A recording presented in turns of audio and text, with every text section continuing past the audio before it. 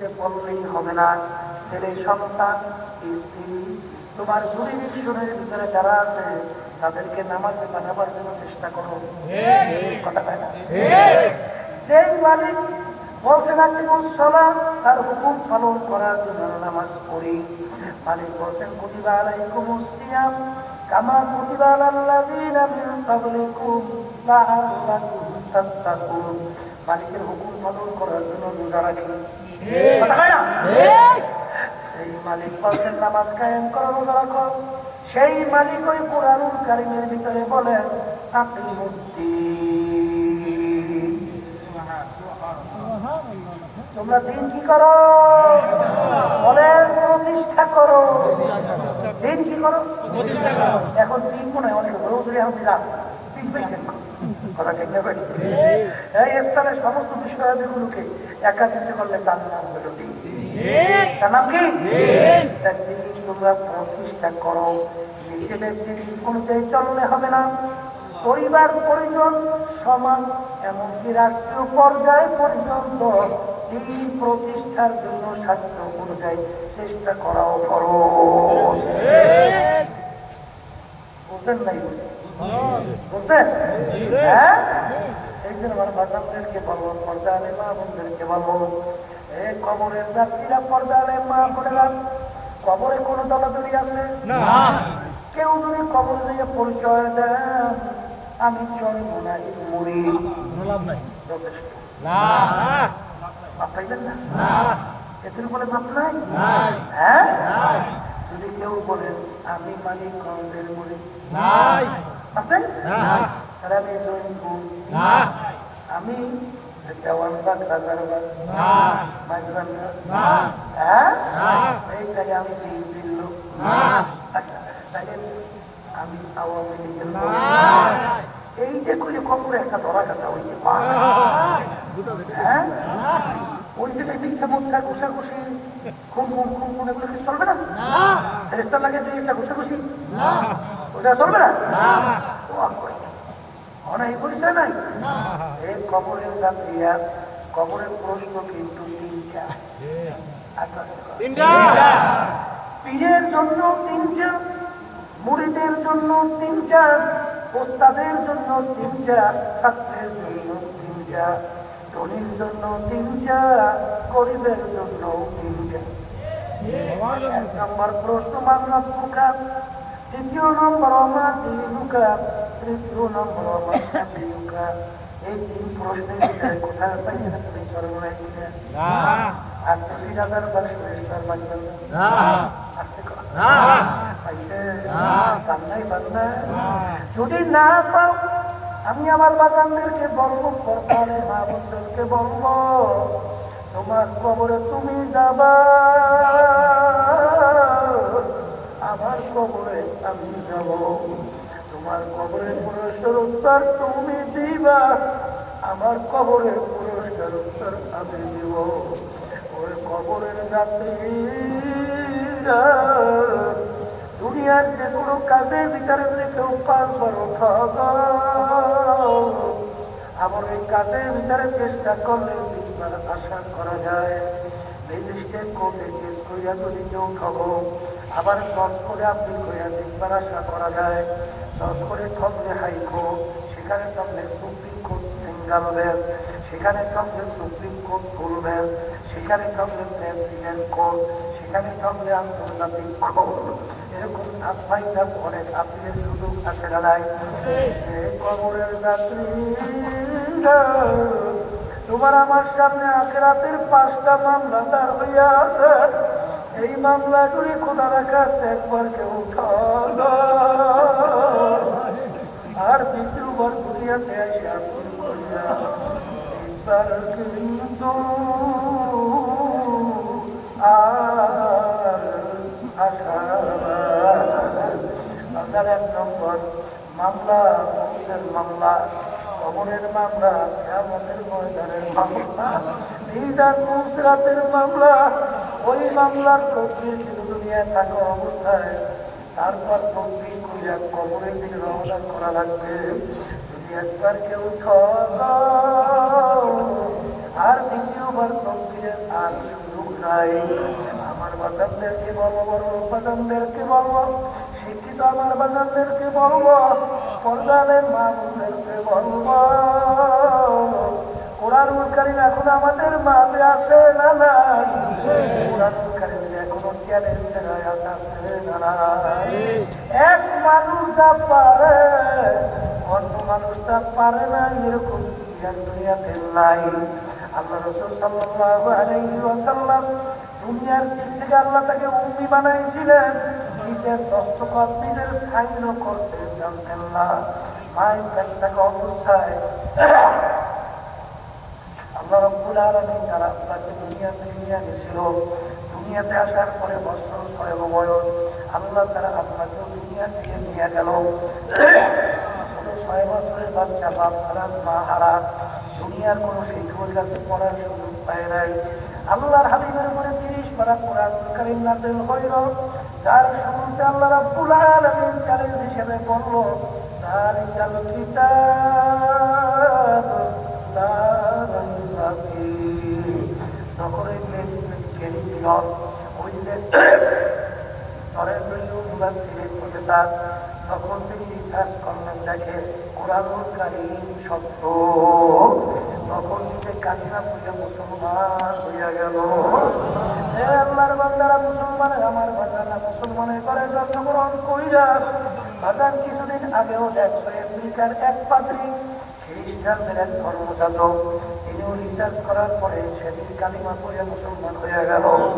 তিনি মন্তব্য করলেন, এতদিন পরে আমার নিজের ঘরে আমি ফিরে আসলাম, আজকে মুসলমানের ঘরে জন্মগ্রহণ কইরাম, খোদা না কাজটা কিয়ামতের ময়দানে যদি জাহান্নামের শিকল হাতে পায় লাগে,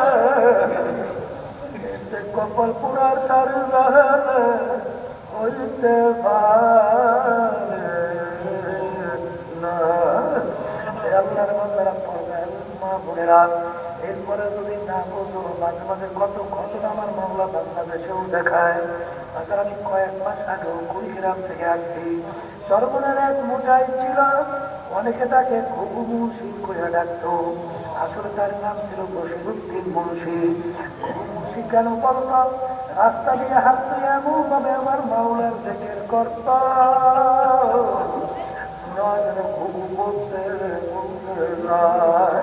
এই দুনিয়া থেকে বিদায় নিয়ে কবরে যাওয়ার পরে 32 বছর পরে 32 বছর পরে নদীর ভাঙ্গলে যখন তার কবর ভেঙে গেল, কাপড়ের কাপড় সহ লাশ আনাম তাজা বের হয়ে আসলো। জাতীয় পত্রিকায় ছবি সহ দিয়ে দিছিল, দেখে দেখছেন দেখেন কত মানুষ বাদাম দেখছে। 32 বছর পরে মার্কিন কাপড় গায়ের সঙ্গে লাগানো, ওই মাটির সঙ্গে কাপড়টা লাইগা রইছে। এ দুনিয়াদার বড় কামার বাবারা, এমন কোন যুক্তি আছে একটা কাপড় মাটির সঙ্গে 32 বছর পর্যন্ত লাইগা রইল, কাপড়ও কিছু হয় নাই। তারা উঠাইছে কাপড়, টান দিয়া দেখছে, তারা বলছে যে মনে হয় যেন এখন নতুন কাপড় গায়ে লাগাইছে।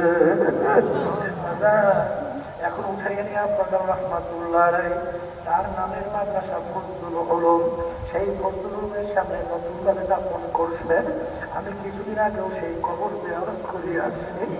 একজন আমাকে বলছিল, হুজুর মুখ থেকে কাপড় সরাইয়া দেখছি, 32 বছর আগে যে দাড়িতে মেহেন্দি লাগাইছে এখনো লাল ঝকঝক ঝকঝক করতেছে। হলো এরকম মাঝে মাঝে কত ঘটনা আমার বাড়ি দেখায়। আমি হামজা রাদিয়াল্লাহু তাআলা আনহু শাহাদত বরণ করার 50 বছর পরে যখন তার লাশ মোবারক বের হইয়া আসলো, মনে হয় যেন এখন মাত্র ঘুমাইয়া রইছে। ইরাকের দাজলা নদীর কিনারে 2 জন সাহাবায়ে কেরামের লাশ মোবারক পাওয়া গেছিল 1400 বছর পরে। বাগান একেবারে চক্ষু ছিল খোলা, মনে হয় যেন এখন ঘুমাইয়া রইছে। কবরের যাত্রীরা যত ঘটনা মাঝে মাঝে কবরে দেখা যায়, কাপড়ের কাপড় কিছু হয় নাই। আল্লাহ ওয়ালা তিনটার ছাড়া কিন্তু দেখা যায় না। আবার কত কবরে আগুন দেখা যায়, সাপ দেখা যায়, কত নাফার মানে চেয়ারে শোয়ারের চেয়ার হইয়া পড়িয়া আছে, কত দুর্ঘটনা মাঝে মাঝে কবরে দেখা যায়। মাঝে হারাম কর, সুদ কর, ঘুষ কর, জুলুমবাজ, বেপরদায় চলন না, বাজার মিথ্যা বাস ছাড়া কিন্তু দেখা যায় না। এই যে আমার বাজারদেরকে বলো, বাজারে মানুষদেরকে বলো, বৈজ্ঞানিক আবিষ্কার করার পরে বলছেন আমরা যে সূর্য দেখতেছি দুনিয়া থেকে 9,30,00,000 মাইল দূরে আছে। বাজার গরমের দিনে দুপুরের সময় ঠান্ডা জমে যখন সূর্য তাপ দেয়, দুনিয়া আমি সূর্যের তাপ সহ্য করতে পারি না। কেউ দৌড় যায় শরীরের তাপ থেকে বাঁচার জন্য গাছের নিচে, কেউ দৌড় যায় ঘরের নিচে। কিয়ামতের ময়দানে আল্লাহ রাসূল বলেন এই সূর্য 1 হাত বা সোয়া হাত মাথার উপরে আমার মালিক উপর করিয়া ছাইরা দেবে। আমার মালিক বলবে সূর্য তোর ভিতরে যত তাপ আছে ছাড়ো, আমার মান বুঝু আমি মাওলা কেমন। আজাদ কোনো ঘর নাই, বাড়ি নাই, পানি নাই, গাছ নাই, আগুন নেওয়ার কোনো জায়গা নাই। সূর্যের তাপে নাপার মাঝে তালুকদার তাস তাস হইয়া খাইছে, বগুন গুলো ভাতের মধ্যে উঠলাইয়া বাইয়া বাইয়া টপ টপ হইয়া পড়তে থাকবে।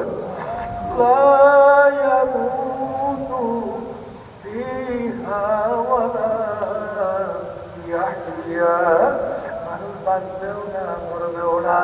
এই সময় বাগানদেরকে বলবো, পর্দাদের মানুষদেরকে বলবো, দুনিয়ার যে কোনো কাজের একটা তারিখ থাকে, সময় থাকে, কিন্তু এক কবরের যাত্রীরা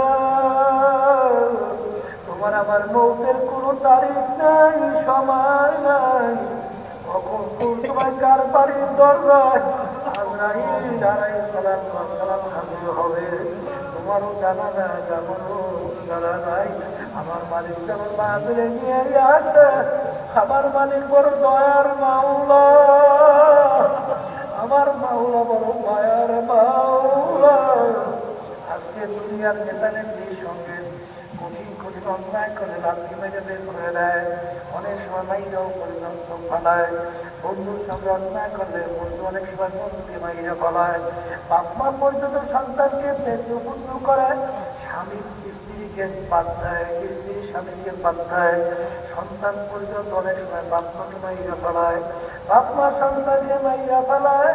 বাজার আর আমার মালিকের সমস্ত নিয়ামত ভোগ করলাম, তোমার আমার দেওয়ার নিয়ামত, আমার মালিকের দেওয়ার নিয়ামত পেরে এই ব্রেন দিয়া পড়াশোনা করিয়া আজকে তুমি বিভিন্ন সম্মানিত হইরা, তাছাড়া বিভিন্ন সম্পদের মালিক হইরা এই ব্রেন নিয়ামত কে দান করলো, এই চক্ষু দিয়া দেখি নিয়ামত কে দান করলো, জবান দিয়া কথা বলি নিয়ামত কে দান করলো, হাত পা নিয়ামত কে দান করলো।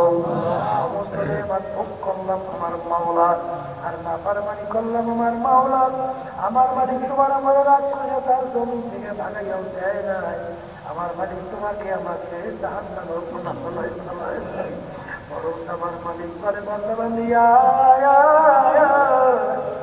তুমি যদি আমার কাছে তাওবা নাসুহা খালেদ তাওবা করতে পারো, তোকে আমি মাফ করবো। শুধু তাই না, তোর জীবনের সব গুণ আমি একের দ্বারা পরিবর্তন কইরা দেব।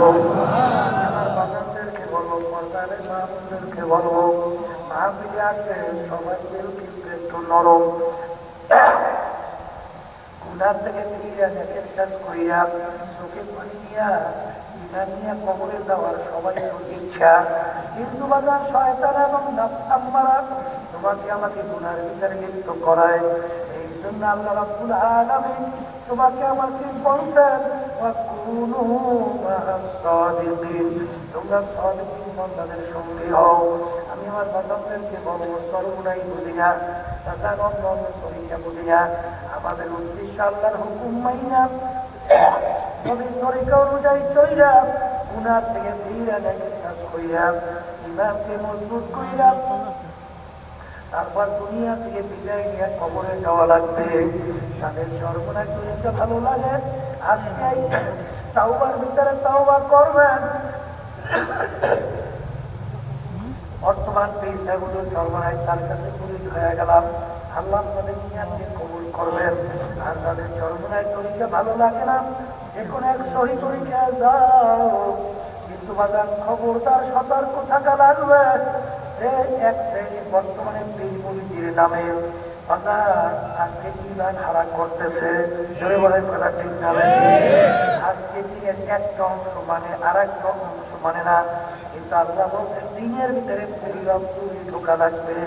যাদের ভিতরে দিনের পুরা আমল আছে, নিজে করে আপনাকেও করার জন্য বলে, এইরকম বাজার নেকারটা এমন আল্লাহ ওয়ালাদের কাছে যাইয়া, এরকম দিনদার এরকম সদিন বন্ধাদের সঙ্গী হইয়া আমাদের উদ্দেশ্য গুনার থেকে ফিরে নেকের কাজ কইরা ইমানকে মজবুত করে কবরে যাওয়া লাগবে।